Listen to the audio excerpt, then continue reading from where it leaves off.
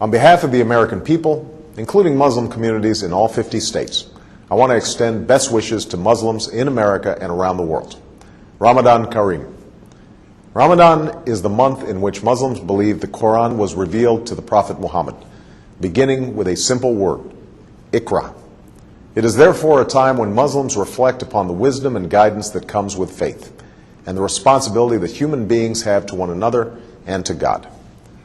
Like many people of different faiths who've seen Ramadan through our communities and families, I know this to be a festive time, a time when families gather and meals are shared. But I also know that Ramadan is a time of intense devotion and reflection, a time when Muslims fast during the day and perform Taraweeh prayers at night, reciting and listening to the entire Quran over the course of the month. These rituals remind us of the principles that we hold in common, and Islam's role in advancing justice, progress, tolerance, and the dignity of all human beings. For instance, fasting is a concept shared by many faiths, including my own Christian faith, as a way to bring people closer to God, and to those among us who cannot take their next meal for granted. And the support that Muslims provide to others recalls our responsibility to advance opportunity and prosperity for people everywhere. For all of us must remember that the world we want to build and the changes that we want to make must begin in our own hearts and our own communities. This summer, people across America have served in their communities, educating children, caring for the sick, and extending a hand to those who have fallen on hard times.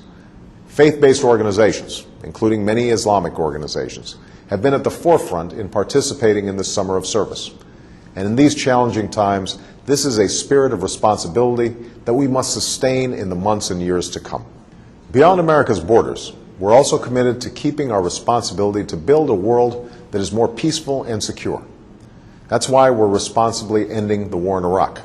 That's why we are isolating violent extremists while empowering the people in places like Afghanistan and Pakistan. And that is why we strongly and actively support a two-state solution that recognizes the rights of Israelis and Palestinians to live in peace and security. That's also why America will always stand for the universal rights of all people to speak their mind, practice their religion, contribute fully to their society, and to have confidence in the rule of law. All of these efforts are a part of America's commitment to engage Muslims and Muslim-majority nations on the basis of mutual interest and mutual respect. And at this time of renewal, I want to reiterate my commitment to a new beginning between America and Muslims around the world. As I said in Cairo, this new beginning must be borne out in a sustained effort to listen to each other, to learn from each other, to respect one another, and to seek common ground.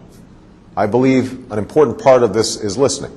And in the last 2 months, American embassies around the world have reached out not just to governments, but directly to people in Muslim-majority countries.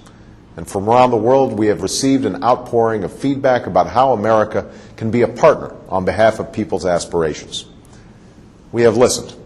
And like you, we are focused on pursuing concrete actions that will make a difference over time, both in terms of the political and security issues that I've discussed, and in the areas that you have told us will make the most difference in people's lives. These consultations are helping us implement the partnerships that I called for in Cairo, to expand education exchange programs, to foster entrepreneurship and create jobs, and to increase collaboration on science and technology while supporting literacy and vocational learning.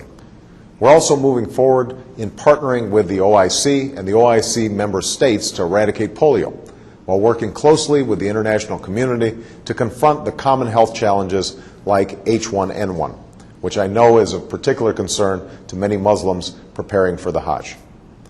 All of these efforts are aimed at advancing our common aspirations, to live in peace and security, to get an education and to work with dignity, to love our families, our communities, and our faith. It will take time and patient effort. We cannot change things overnight, but we can honestly resolve to do what must be done while setting off in a new direction toward the destination that we seek for ourselves and for our children. That is the journey that we must travel together. I look forward to continuing this critically important dialogue and turning it into action. And today, I want to wish Muslims across America and around the world a blessed month as you welcome the beginning of Ramadan. May God's peace be upon you.